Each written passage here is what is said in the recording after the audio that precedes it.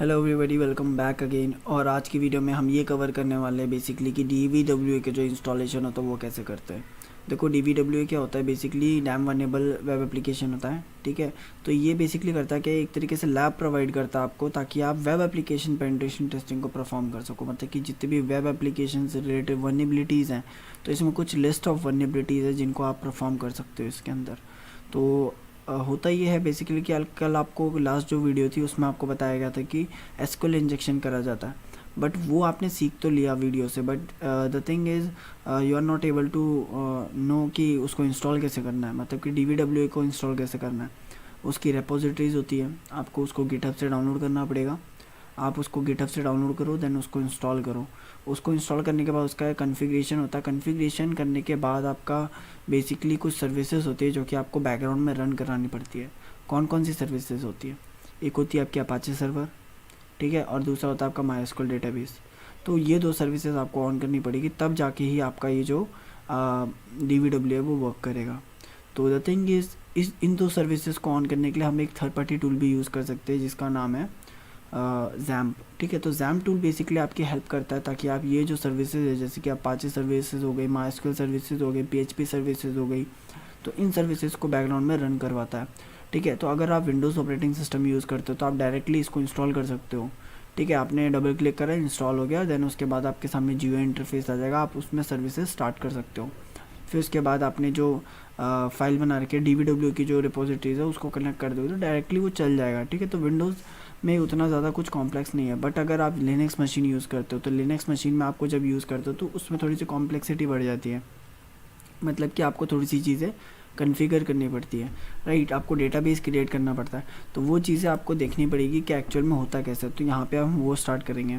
तो अपनी काली मशीन आप ऑन कर लो सबसे पहले, उसके बाद हम स्टार्ट करते हैं।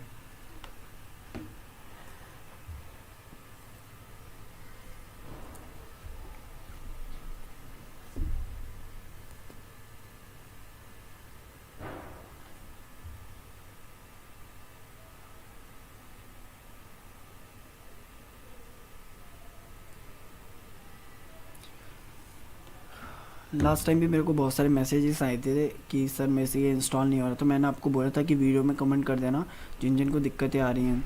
बट बहुत सारे लोगों ने अभी कमेंट नहीं करा। जिन लोगों ने वीडियोस नहीं देखी, एक बार वीडियोस देख लो, एक बार चेक कर लो कि ये जो अटैक्स कैसे परफॉर्म हो रहे हैं, हमने किस किस चीज़ों को कवर करा था। बेसिकली अगर आप इनको नहीं देखोगे, स्किप करते रहोगे, थोड़े थोड़े दिन के बाद देखोगे, तो मे भी शायद तक आपको समझ ना आए चीज़ें। वैसे ही हम एक हफ्ते का गैप लेते हैं बीच में, तो आपके पास इतना ज़्यादा टाइम होता है कि आप उसको आराम से परफॉर्म करा सकते हो। ठीक है, and the another thing is book like आपको जितनी भी चीज़ें नोट्स वगैरह हम दिला रहे थे वो सारी की सारी नोट्स आपको लास्ट में दिए जाएंगे अब। मतलब बेसिकली अभी जितने भी आपको वीडियोस में कवर कराए गए हैं, मतलब सेशंस, जैसे कि 8 सेशन हो गया, 9 सेशन हो गया, 7 सेशन हो गया, तो इनके अलग अलग मॉड्यूल्स दे रहा था मैं आपको, राइट। तो वो नोट्स हम अभी होल्ड ऑन पे रख रहे हैं, क्योंकि बेसिकली मैं ये चाह रहा था कि आपको एक साथ दूँ और थोड़े ढंग के नोट्स दूँ ताकि पूरी प्रैक्टिकल इन्फॉर्मेशन आपको मिले। बात ये आ रही है कि मैं यहाँ पे बहुत सारी चीज़ें रिस्ट्रिक्टेड वे में करा रहा हूँ, तो मैं उसको एक्सप्लेन नहीं कर पा रहा हूँ ढंग से, कि मैं आपको बहुत सारी चीज़ें दिखाना चाहता हूँ बट वो दिखा नहीं पाता बिकॉज एज रिस्ट्रिक्शन आ जाता है उस पर। ठीक है, तो मैं इन सब चीज़ों के नोट्स बना रहा हूँ, प्रैक्टिकल स्क्रीनशॉट्स के साथ नोट्स बना रहा हूँ। तो मैं आपको ये at the end of this training में आपको आराम से वो प्रोवाइड करा दूँगा। तो डोंट वरी अबाउट नोट्स, आपको हर चीज़ समझ आएगी अगर आपने वो कंप्लीट नोट्स कर लिए। अगर आपने वो अप्रॉक्सीमेटली अगर 100 पेजेस के हैं, अगर आपने वो 100 के 100 प्रैक्टिकल पेजेस कर लिए, दैट मीन्स आपको हर चीज़ कवर अप हो जाएंगी। मतलब कि मैं यहाँ पे बहुत सारी चीज़ें आपको नहीं बताता हूँ, ठीक है, और यहाँ पे बहुत सारी चीज़ें ऐसी भी होती है जो बेसिक होती है, पर वहाँ पे आपका सारा बेसिक टू एडवांस पूरा कवर कराया जाएगा। वो बेसिकली वो नोट्स में आपको हर चीज़ एक्सप्लेन करी गई होगी, तो आप उसको अगर लाइन बाय लाइन पढ़ोगे तभी आपको समझ आएगा।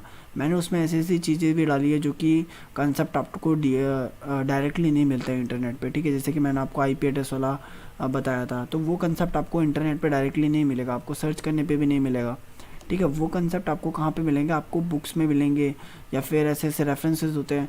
इतना ज़्यादा आप डीप स्टडी करोगे, जितना ज़्यादा आप उसको अंदर तक छानोगे, तब जाके आपको ये सारी चीज़ें कुछ मिलती है। तो वो मैंने उसका कलेक्शन बनाया, अब वो मैं आपके लिए प्रोवाइड करा दूँगा। तो आप उसके लिए डोंट वरी हो जाओ, बिल्कुल भी एकदम सोचना नहीं है कि नोट्स कब मिलेंगे, कैसे मिलेंगे, और लास्ट वाले सेशन के नहीं मिले, तो उन सब चीज़ों के बारे में हम बाद में बात करेंगे। अभी के लिए आप अपना ब्राउज़र खोलो, ब्राउज़र में आपको डाउनलोड करना है बेसिकली आपका DVWA। तो हम यहाँ पे सर्च करते हैं डाउनलोड GitHub DVWA।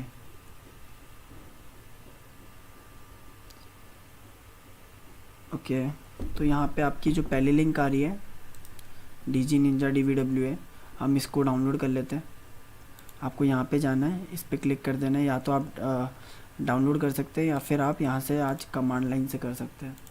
तो यहाँ पे आप लिखो, इसको जूम कर देता हूँ, आप यहाँ लिख सकते हो cd//www/html। आप इस फाइल के अंदर आ गए, ls करके देख लेते कुछ है क्या, नथिंग, एक फ़ाइल है जस्ट। ओके, तो हम यहाँ पे क्या करेंगे, गेट क्लोन, फिर आपका जो लिंक था उसको पेस्ट कर देंगे और एंटर कर देंगे। जैसे आप ये करेंगे बेसिकली आप यही सेम चीज़ कर रहे हैं जो कि आप यहाँ पे करते हैं, डाउनलोड करते हैं। तो हमने इस फाइल को डाउनलोड कर लिया, इसको ls कर लेते हैं। तो यहाँ पे आपकी जो फाइल है वो आ चुकी है। अब आप क्या करेंगे, आप इसमें परमिशन देंगे। तो आप यहाँ पे लिखेंगे chmod -r और परमिशन देंगे आप 777 एंड उसके बाद आप फाइल का नेम दे देंगे DVWA/ एंड एंटर। आपने इसको परमिशन दे दी है। नाउ इसके अंदर चल जाते हैं, एक बार देख लेते हैं कि क्या क्या फाइल्स हैं। तो यहाँ पे आपके पास कुछ फाइल्स हैं। तो बेसिकली यहाँ पे जो फाइल्स है आप में से इनमें से एक फ़ाइल होगी जो कि कॉन्फ़िगरेशन फ़ाइल होगी। आपको उस फाइल को ढूंढना है और उसमें एडिट करना है। आपको क्या करना है, बेसिकली आपको इस फाइल के अंदर जाना है जो कि आपने DVWA की फ़ाइल डाउनलोड करी है। आपको उस फाइल के अंदर जाना है। तो आप यहाँ पे टाइप करोगे CD DVWA। अब यहाँ पे इसके अंदर एक फ़ाइल होती है जो कि होती है config।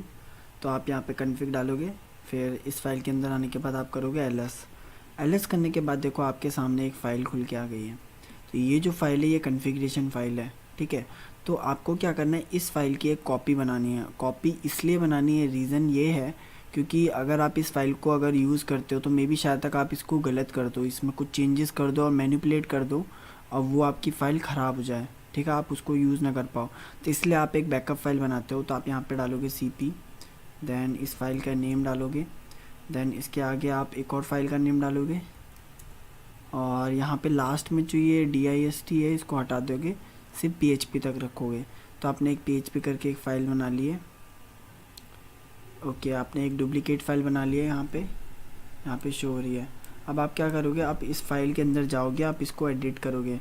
तो आप gedit भी यूज़ कर सकते हो या फिर नैनो यूज़ कर सकते हो। तो मैंने यहाँ पे नैनो यूज़ करा और फिर एंटर।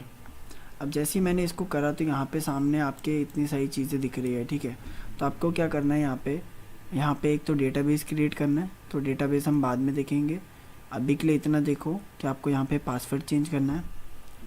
तो पासवर्ड आप डालोगे पास और आप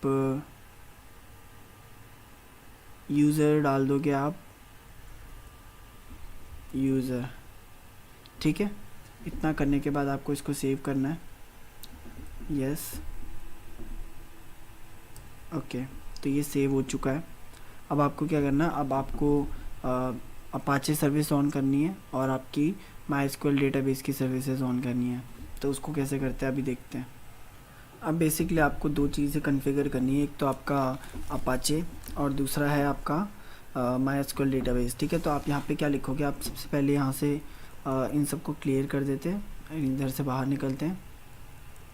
अब आप यहाँ पे सबसे पहले लिखोगे सर्विस MySQL और फिर स्टार्ट, ठीक है। इतना करने के बाद आपकी जो सर्विसेज है वो रन हो जाएगी, मतलब कि MySQL सर्विसेज है वो रन हो जाएगी।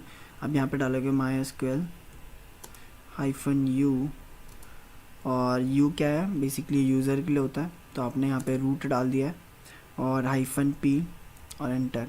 अब ये बोलेगा एंटर योर पासवर्ड, तो आप जो भी एंटर पासवर्ड करना चाहते हो वो डाल दो और फिर यहाँ पे आपका एक डेटाबेस क्रिएट करने के लिए बोलेगा। अब आपको यहाँ करना है, आपको एक डेटाबेस क्रिएट करना था। यहाँ पे लिखोगे क्रिएट यूज़र, एक यूज़र क्रिएट कर रहे हो आप अभी। तो यहाँ पे यूज़र, फिर @ फिर आपको यहाँ पे अपना लोकल होस्ट सेट करना है .0.0.1। देन आपको यहाँ पे स्पेस करके डालना है आइडेंटिफाइड बाय आपने जो पासवर्ड डाला था वो पास। अब यहाँ पे देखो समझने वाली बात क्या है। बेसिकली आपने सर्विस MySQL सर्विसेज चालू करी, ठीक है, आपने -u से यूज़र क्रिएट करा, रूट आपका यूज़र है, ठीक है, पासवर्ड आपने डाल दिया यहाँ पे। अब आप यहाँ पे MariaDB के अंदर हो। अब यहाँ पे आपको एक यूज़र क्रिएट करना है MySQL के लिए, ठीक है, आप एक डेटाबेस बना रहे हो, तो इसके लिए आपने क्या करा है, एक यूज़र क्रिएट करा है, आपने क्रिएट यूज़र करा, ठीक है। अब यहाँ पे जो यूज़र है, ये यूज़र वही यूज़र होना चाहिए जो कि आपके कॉन्फ़िगरेशन फाइल में लिखा है, ठीक है। अगर आपने एडमिन लिखा है तो आप यहाँ पे एडमिन लिखोगे, ठीक है। और उसके बाद आपने इसको क्या करा है, लोकल उसमें सेट करा है आइडेंटिफाइड बाय पासवर्ड। पासवर्ड आपने कौन सा डाला था, जो कि आपने उस कॉन्फ़िगरेशन फाइल में लिखा था, तो आपने वो पासवर्ड यहाँ पे लिखा है, ठीक है। इतना करने के बाद आपको इसको करना है सेमीकोलन करके enter. You may error SQL syntax. Okay, यहाँ पे एक एरर आ रहा है अपन को, लेट्स सी कौन सा एरर है। क्रिएट यूज़र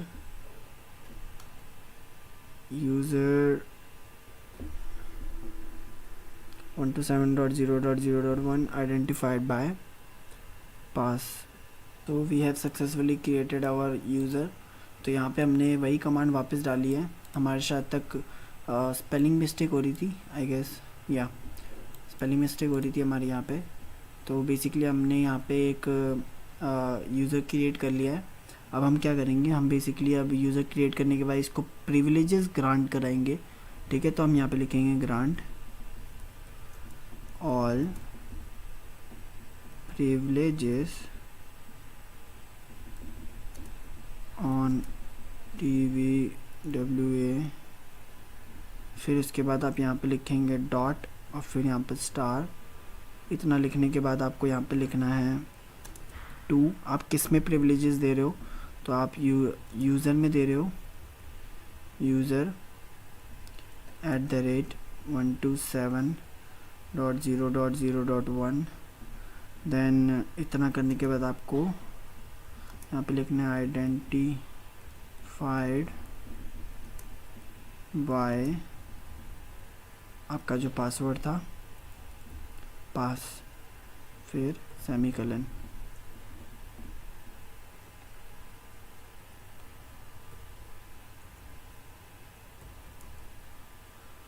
ओके, आपकी रो क्रिएट हो गई है।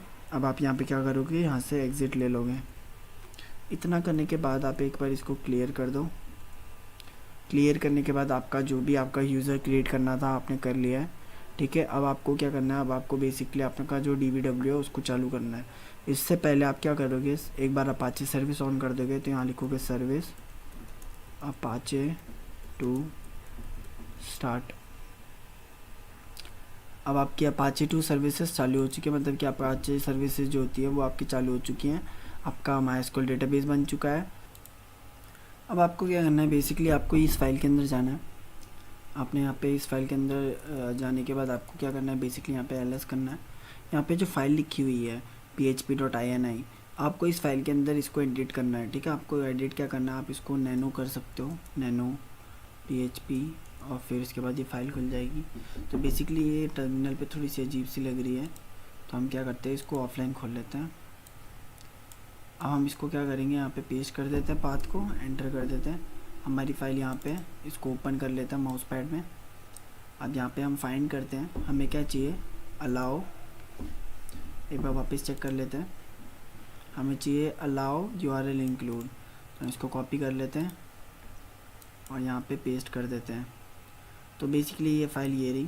तो आप क्या करोगे, इसको यहाँ पे इसको कर दोगे ऑन। अगर ये ऑन नहीं है आपका तो इसको भी ऑन कर दोगे। अगर आपका ये ऑन नहीं है, ऑफ़ है, तो आप इसको ऑन कर देंगे, ठीक है। इसको करने के बाद इसको सेव कर लेते हैं। ये बाय डिफ़ॉल्ट आपको कभी कभी ऐसे एक ऑफ़ मिलेगा या दोनों ही ऑफ़ मिलेंगे या दोनों ही ऑन होंगे, तो आपको चेक कर लेना है, ठीक है। अब इसको सेव कर दिया आपने। ओके, सेव करने के बाद आप इसको एक बार रिफ़्रेश कर लो and still we are getting error, right. Okay, हमारा काम हो गया है। अब आप यहाँ पे क्या करोगे, इसका बाय डिफ़ॉल्ट आईडी पासवर्ड होता है एडमिन। ओके, तो बाय डिफ़ॉल्ट इसका आईडी पासवर्ड है एडमिन और पासवर्ड, राइट। अब बेसिकली हुआ क्या, अभी मैंने जैसे ही DVWS स्टार्ट कर दो, DVWS स्टार्ट हो गया, राइट। तो DVWS जब हम स्टार्ट करते तो यहाँ पे तो हमने क्या करा, मैनुअली कमांड लगा दी सर्विस अपाचे टू स्टार्ट करके, और मैनुअली अपन ने डेटाबेस क्रिएट कर दिया, राइट। तो आप इस तरीके से चालू कर सकते हो। पर अगर आप इस सब कमांड से चालू नहीं करो तो आप क्या कर सकते हो, आप यहाँ पे लिख सकते हो बेसिकली, जैसे कि मैंने यहाँ पे लिखा है जैम्प, ठीक है। तो जैम्प क्या करता है आपका, जैम्प बेसिकली आपको अपाचे फ्रेंड्स की वेबसाइट पे मिल जाएगा, ठीक है। यहाँ पे लिखा हुआ apache-friends.org। जैम्प क्या करता है बेसिकली आपको एक तरीके से ओपन सोर्स टूल है, ठीक है। ये आपको प्रोवाइड करता है जैसे कि HTTPS सर्वर हो गया, MariaDB के डेटाबेसेस होंगे, या फिर इंटरप्रेटर्स हो गए, स्क्रिप्ट्स हो गए, PHP वगैरह हो गया, या पर्ल प्रोग्रामिंग्स हो गए, तो इन सब के सर्वर्स प्रोवाइड करता है, ठीक है। ये एक तरीके से आपको पूरा का पूरा GUI वर्जन में भी मिल जाएगा, लिनक्स में भी मिल जाएगा। तो इसको इंस्टॉल कैसे करना है, तो आपको क्या करना है, यहाँ पे जाना है, आपको यहाँ से इंस्टॉल करना है, ठीक है। इसका पूरा प्रोसीजर मैं अभी बताता हूँ आपको। तो आपको यहाँ से इसको क्लिक करना है, ये डाउनलोड पे स्टार्ट हो जाएगा। अब इसके बाद का प्रोसीजर मैं आपको अभी बताता हूँ।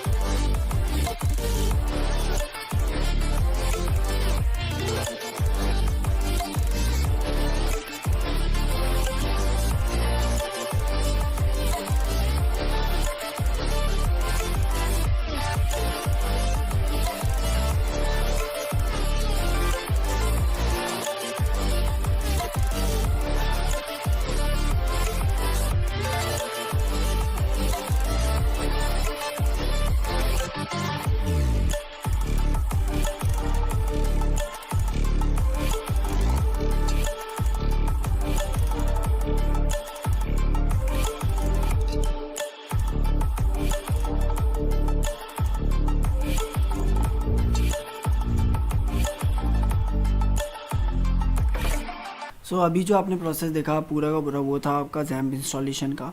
अब हम वापस से अपने DVW मशीन पे आ जाते हैं। तो बेसिकली आपकी ये जो मशीन है, ये जो लैब है ये है आपकी DVW, जिसे हम बोलते हैं डैम वर्नेबल वेब एप्लीकेशंस। तो आप इसमें अलग अलग अटैक्स को परफॉर्म कर सकते हैं, जैसे कि यहाँ पे लिखा हुआ है SQL इंजेक्शन। तो SQL इंजेक्शन को आप यहाँ पे परफॉर्म कर सकते हैं, जो कि आपको लास्ट क्लास में सिखाया था। अब हम यहाँ पे कुछ कुछ अटैक्स परफॉर्म करके देख लेते हैं।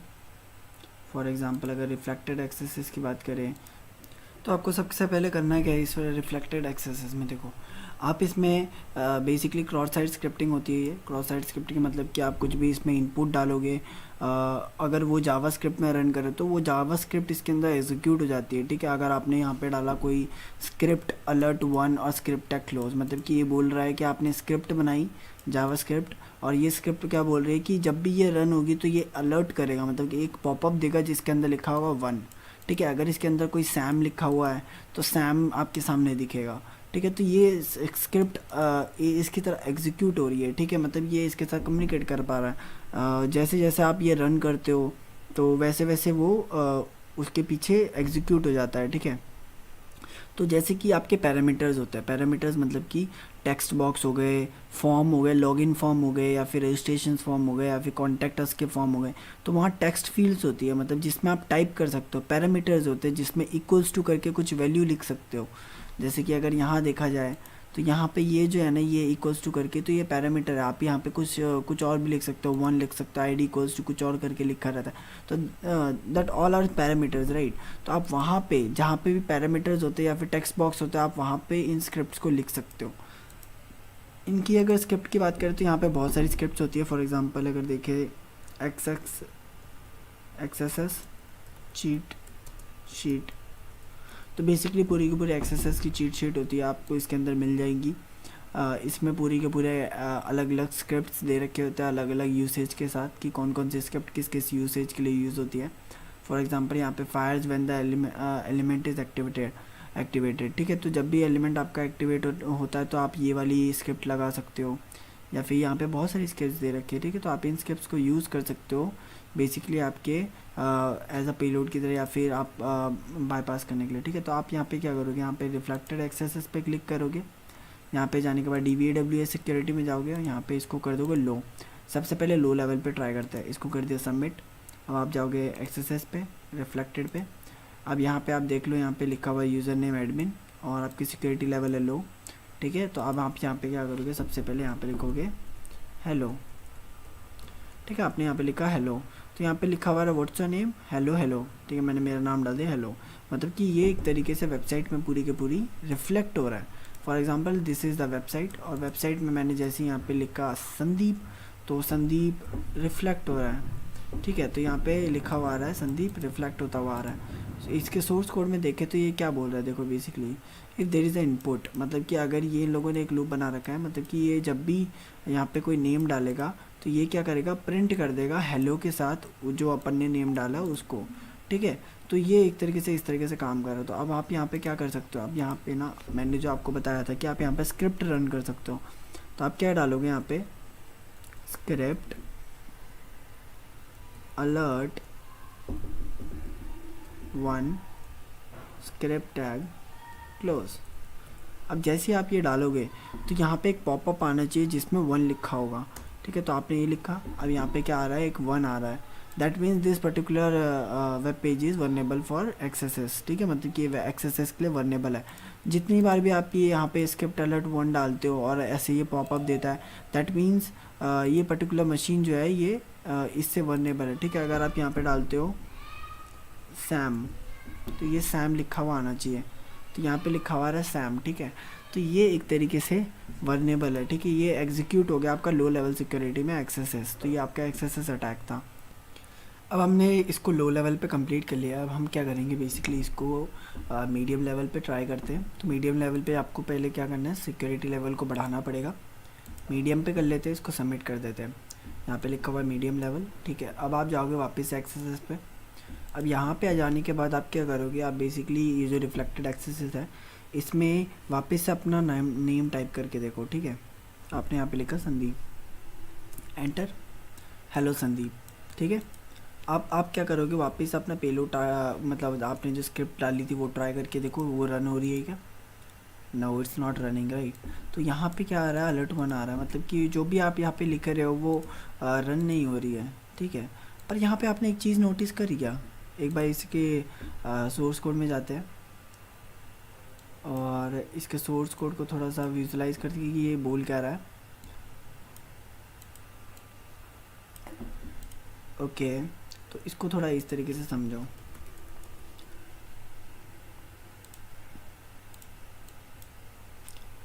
आपने यहाँ पे कौन सी कमांड लगाई, मतलब आपने कौन सी स्क्रिप्ट लगाई, स्क्रिप्ट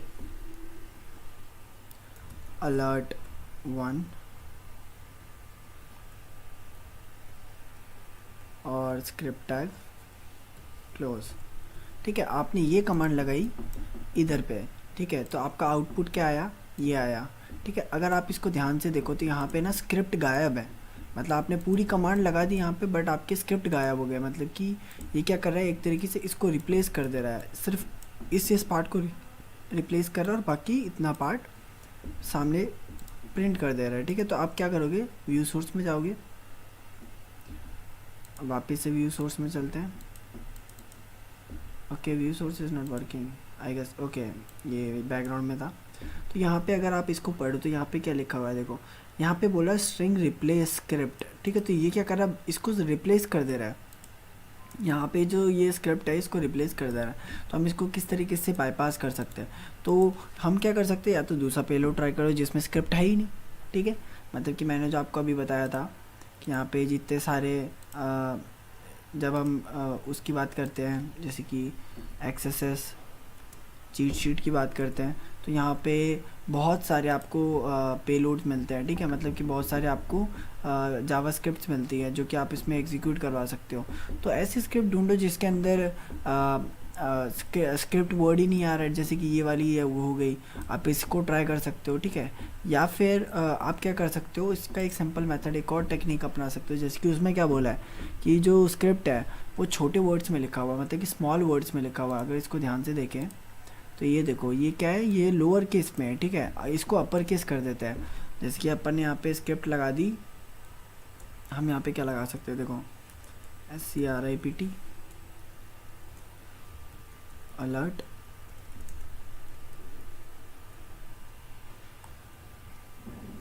वन और स्क्रिप्ट टैग क्लोज। आप ये स्क्रिप्ट लगा के देखो, मे बी शायद तक ये वर्क कर जाए, ठीक है। क्योंकि उधर पे इस पर्टिकुलर इसमें क्या लिखा हुआ है, इसमें लिखा हुआ है कि ये छोटे लोअर केस को रिप्लेस कर रहा है, ठीक है। तो हम यहाँ पे क्या ट्राई कर सकते हैं, हम यहाँ पे अपर केस ट्राई कर सकते हैं।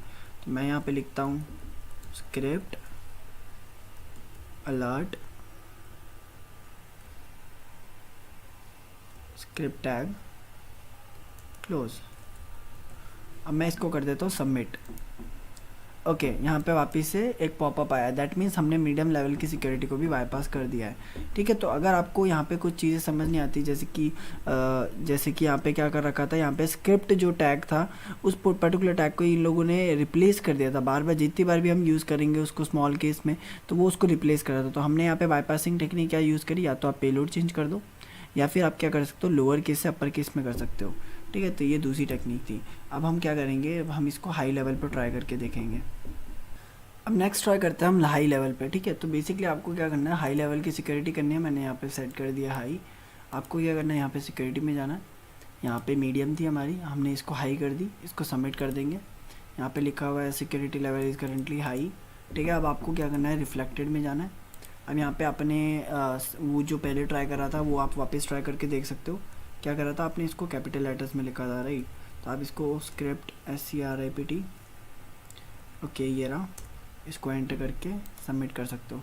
बट अब ये क्या कर रहा है, अब ये इसको यहाँ पे ऐसा साइन दे रहा है, ये इस तरीके कह रहे थे। तो आप व्यू सोर्स में जाओगे, अब ये क्या बोल रहा है, जितनी भी ऐसे टैग्स है ये इसको रिप्लेस कर रहा है, ठीक है। मतलब कि आपके ये जितनी भी चीज़ें इससे रिलेटेड डॉट स्टार ये सब चीज़ें आ रही है जैसे कि, तो इनको रिप्लेस कर रहा है, ठीक है। आपके स्क्रिप्ट पूरे टैग को इस तरीके से रिप्लेस कर रहा है। तो अब आप क्या कर सकते हो, इसको बाईपास कैसे कर सकते हो, मतलब कि आप तो लिख ही नहीं सकते ये सारी चीज़ें। तो आप क्या कर सकते हो, ये जो मैंने आपको बताया था, यहाँ पे बहुत सारी चीट शीट, आप इनमें से पिलो ट्राई कर सकते हो। जैसे कि आप इमेज का ट्राई कर सकते हो, स्क्रिप्ट मत डालो, इमेज इमेज का कुछ डाल दो जो इमेज फॉर्मेट एग्जिस्ट नहीं करते, जैसे ऑडियो फाइल हो गई। ठीक है, तो ये सारी चीज़ें डाल सकते हो। जैसे कि हम यहाँ पे ले लेते हैं, ये सिंपल सा लिखा हुआ है, बॉडी का है। तो ये कह रहा है fire when the element is loaded, ठीक है, the body on load alert 1। तो हम इसको कॉपी कर लेते हैं, यहाँ पे कोई स्क्रिप्ट जैसा कुछ नहीं लिखा है, इसको कॉपी कर लेते हैं, यहाँ पे पेस्ट कर देते हैं और इसको कर देते हैं सबमिट। देखो यहाँ पे एक अलर्ट आ रहा है, ठीक है। तो आप इस तरीके से बाईपास कर सकते हो। अगर आपको कुछ कुछ चीज़ें नहीं मिलती है तो आप क्या कर सकते हो, यहाँ से चीट शीट में से भी देख सकते हो, उसमें से भी निकाल सकते हो, उसको यहाँ पे फायर कर सकते हो, ठीक है। तो यहाँ पे आपका हाई लेवल का भी बाईपास हो चुका है। अब आगे हमने इतना कवर करने के बाद अब हम इसको समझेंगे रघुवीर सर के थ्रू। अभी वो शॉर्टली अभी थोड़ी देर में हमको समझाने वाले हैं, तो वो दूसरी लैब पे समझाएंगे आपको, बी वेब की लैब है, आपको सब कुछ एक्सप्लेन करेंगे। तो let's get started. So cross-site scripting is a type of vulnerability which is found in web applications, and this vulnerability allows attackers to inject malicious code into the web pages.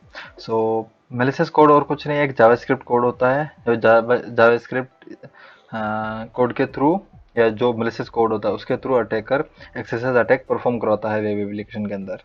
तो वो वही attack perform करा सकता है जहाँ पे उसको input field मिलता है, जैसे कि नेम है, यूआरएल के अंदर अगर गेट मेथड के थ्रू जा रहा है, या कहीं और जैसे कि सर्च सर्च ऑप्शन आ जाता है तो वहाँ पे अटैक परफॉर्म करा सकता है। तो अटैकर इसमें डायरेक्ट विक्टिम के पेज पे अटैक परफॉर्म नहीं करा सकता है। तो उससे सबसे पहले वो अटैकर उस वेब एप्लीकेशन पे अटैक परफॉर्म करेगा या उसे एक्सप्लॉइट करेगा। उसके बाद में वो अपने मेलिशियस कोड को वेब एप्लीकेशन पे अपलोड करा देता है। जब अपलोड कराता है तो और कोई नेक्स्ट बंदा या नेक्स्ट विक्टिम उस पर विजिट करता है तो वो अटैक परफॉर्म हो जाता है। उसके थ्रू वो उसकी कुकीज़ है या और कुछ भी डिटेल्स है वो चुरा सकता है। तो तो एक्सेसर अटैक एक्सेसर्स के 6 टाइप होते हैं: reflective, stored, blind, self, DOM and flash based. तो इसमें क्या होता है, रिफ्लेक्ट में क्या होता है, जैसे ही स्क्रिप्ट ब्राउज़र पर एग्जीक्यूट होती है तो जो भी डेटा या जो भी स्क्रिप्ट के अकॉर्डिंग एग्जीक्यूट करवाना चाहता है वो परफॉर्म हो जाता है और वो ब्राउज़र के डिस्प्ले पे शो होने लग जाता है। स्टोर्ड मीन्स क्या होता है कि जैसे ही अटैकर अपनी मेलिशियस स्क्रिप्ट को किसी वेब एप्लीकेशन के प्रोफ जैसे कि सब जानते हैं नेम है, एड्रेस है या जो भी अपने प्रोफाइल में ऐड होते हैं वह स्टोर करा सकता है, या किसी कमेंट सेक्शन में या कहीं और भी स्टोर करा सकता है। तो उसे स्टोर तब स्टोर्ड एक्सेस बोलता है। ब्लाइंड एक्सेस मीन्स जब अटैकर अपने स्क्रिप्ट को वेब एप्लीकेशन पे इंसर्ट करता है, इंजेक्ट करता है, तो वो वहाँ पे रिफ्लेक्ट नहीं होती या वहाँ पे एग्जीक्यूट नहीं होती। वो बैकएंड में किसी और जगह पे यानी किसी अनदर प्लेस पे वो एग्जीक्यूट होती है, जो कि अपने पास यूज़ कर सकते हैं। जैसे ब्लाइंड एक्सेस में एक्सेस हंटर यूज़ करते हैं तो डायरेक्ट नोटिफिकेशन आ जाता है और वहाँ पे अपन सारे डिटेल्स देख सकते हैं। तो और जो नेक्स्ट है सेल्फ डोम फ्लैश, वो नेक्स्ट वीडियो में अपन कवर करेंगे। So there are some platform to perform XSS attack: test PHP, bweb, dvwa, prompt.ml। so अभी इस वीडियो के अंदर bweb यूज करेंगे।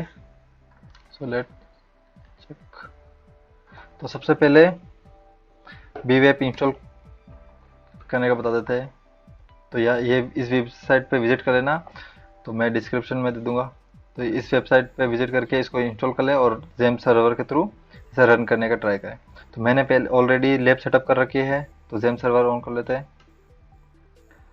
Start and start local host bweb and login page भी। तो क्रेडेंशियल इंसर्ट करते हैं बी। अब यह है bweb का इंटरफेस। तो अब अपन को cross site scripting attack perform करना है, तो सबसे पहले इस पर विजिट करते हैं, गेट मेथड।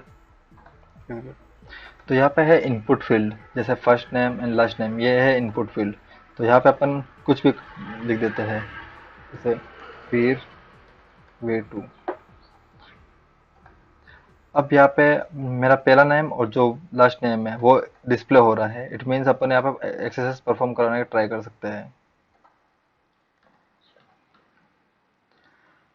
तो स्क्रिप्ट जावा स्क्रिप्ट कोड बता देता हूँ। स्क्रिप्ट अलर्ट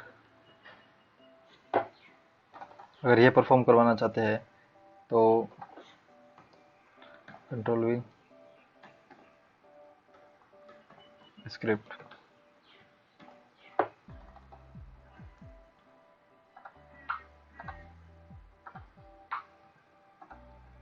गो। तो यहाँ पे एग्जीक्यूट हो चुका है एक्सेस। तो इसके थ्रू अटैकर जैसे कुकीज है,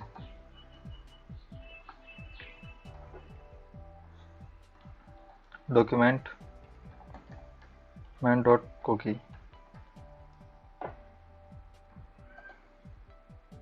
गो। तो यहाँ पे जो मेरा कुकीज है वो यहाँ शो हो रही है, तो इसके थ्रू यह अटैक परफॉर्म हो सकता है। तो ये गेट मेथड के थ्रू है। अब अपन नेक्स्ट ट्राई करते हैं पोस्ट मेथड। पोस्ट मेथड भी सेम मेथड से ही होता है, सेम है, कोई चेंजेस नहीं है इसके अंदर। v1 एंड v2 को दोनों नेम एग्जीक्यूट हो रहे हैं। तो यहाँ पे सेम जैसे कि डॉक्यूमेंट डॉट कुकीज है उसके जो यहाँ पे लिख सकते डोमेन।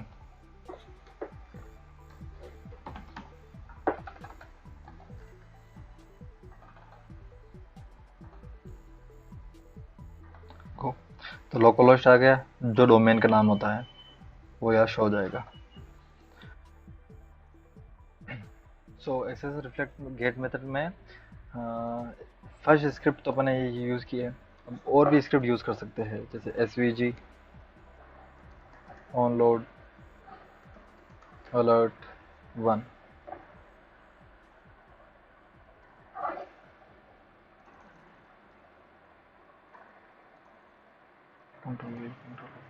गो। सो यहाँ पे स्क्रिप्ट को चेंज कर सकते हैं अपना अकॉर्डिंग। जैसे ही वन है document dot cookie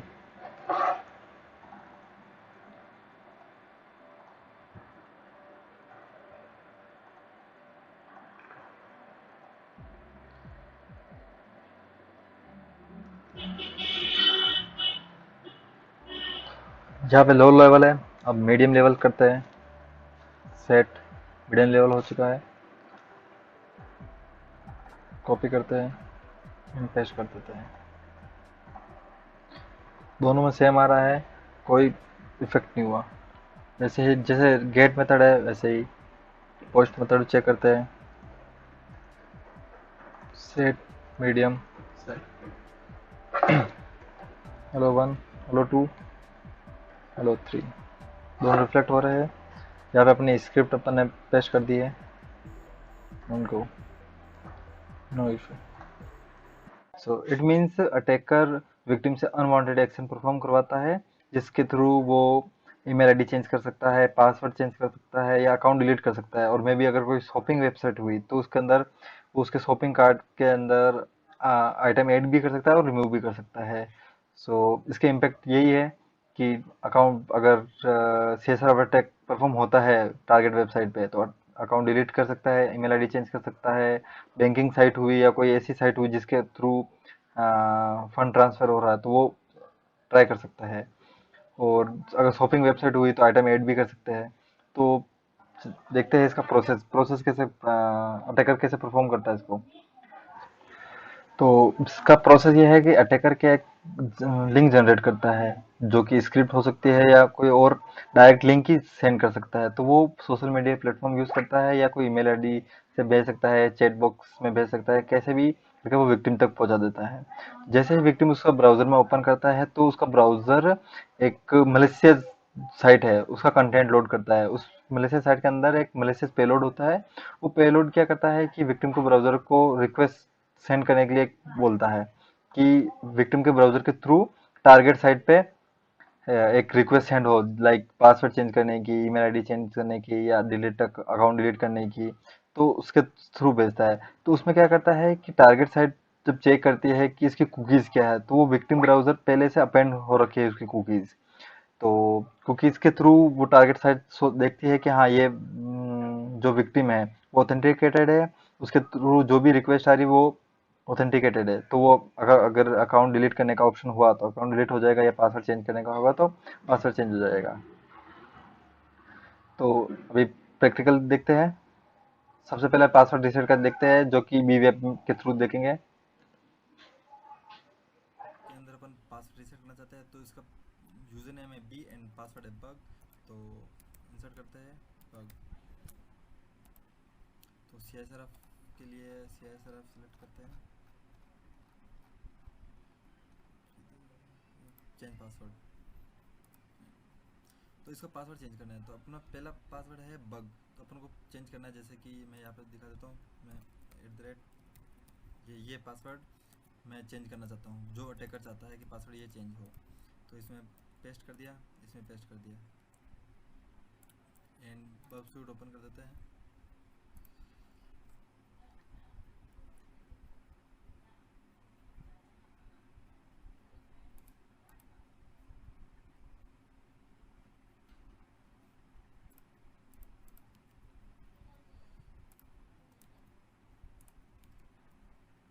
proxy on करने के बाद में इसको इंटरसेप्ट करते हैं, चेंज पासवर्ड। जैसे ही आप पे रिक्वेस्ट आई है vir@123, तो राइट क्लिक करके engagement tool generate CSR POC, तो ये है, इसको कॉपी करेंगे एंड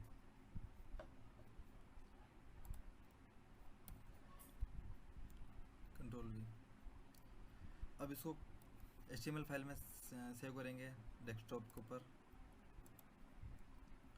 CSRF.html एंड सेव कर दिया। तो ये पासवर्ड डाला था, तो जैसे ये रिक्वेस्ट आई तो इसको फॉरवर्ड कर देते हैं, तो इसका पासवर्ड यहाँ पे चेंज हो जाता है। तो अपने पास आ रखी है स्क्रिप्ट जिसके थ्रू ये पासवर्ड चेंज हो रहा है, इसकी वैल्यू ये है। तो अभी इसके थ्रू अपन चेंज कर सकते हैं। तो इसमें जाते हैं, लॉग आउट करते हैं, बी एंड पासवर्ड है vir@123, एंटर करते हैं, लॉगिन हो गया। वापस लॉग आउट करते हैं। अब ये किसी विक्टिम का ब्राउज़र है, तो उसको पासवर्ड चेंज करने के लिए अपन यहाँ ट्राई करेंगे vir@123, तो इस पासवर्ड चेंज करते हैं 456 एंड 456। तो पासवर्ड अब ये हुआ है कि vir@456। तो इसको Ctrl+S करते हैं, सेव करते हैं, ये है। जैसे ही लॉगिन क्लिक करते हैं, जैसे अपन पासवर्ड की रिक्वेस्ट सेंड करते हैं और पासवर्ड चेंज करते हैं, तो यहाँ पे एक मैसेज शो हो जाता है, the password has been changed. उसके बाद ब्राउज़र में जाके यहाँ पे लिख देते हैं 456 एंड कॉपी करते हैं। लॉगिन पेज है बी एंड Ctrl+V, जैसे करते हैं लॉगिन हो जाता है। तो इसका मतलब ये हुआ है कि अटैकर ने ओनली एक स्क्रिप्ट सेंड की है यूज़र को, विक्टिम को। तो जैसे वो सबमिट करता है तो पासवर्ड चेंज होने की रिस्पॉन्स आता है, और जब अटैकर पासवर्ड के थ्रू लॉगिन करता है तो लॉगिन हो जाता है। एक गेट मेथड में ये पासवर्ड शो हो रहा है, तो डायरेक्ट ये लिंक भी शेयर कर सकते हैं, या जो स्क्रिप्ट की लिंक है वो शेयर कर सकते हैं, या स्क्रिप्ट को कैसे लिंक में कन्वर्ट करके सेंड कर सकते हैं। तो डिपेंड करता है कैसे। तो सेकंड मेथड है जिसके थ्रू मैंने क्या है कि शॉपिंग कार्ट की एक शॉपिंग वेबसाइट है, उसकी शॉपिंग कार्ट में आइटम ऐड किए हैं। तो लेट्स सी। तो इसमें एक शॉपिंग वेबसाइट ओपन की है मैंने, तो जिसमें आइटम ऐड करने हैं। तो मैंने 9 आइटम ऐड चूज़ किए हैं और उसे बगसूट के थ्रू इंटरसेप्ट किया है। उसे राइट क्लिक करके उसे इंटरसेप्ट कर CSRF POC क्रिएट करेंगे और HTML फाइल में सेव कर देंगे। जैसे ही ये स्क्रिप्ट किसी और ब्राउज़र में, जो कि बाई चांस लाइक मैंने क्रोम में एक अकाउंट खोल रखा है, दूसरा अगर फायरफॉक्स में दूसरा अकाउंट ओपन है, अगर वो स्क्रिप्ट में दूसरे अकाउंट में ओपन करता हूँ, तो वो आइटम दूसरे अकाउंट के शॉपिंग कार्ट में ऐड हो जाते हैं।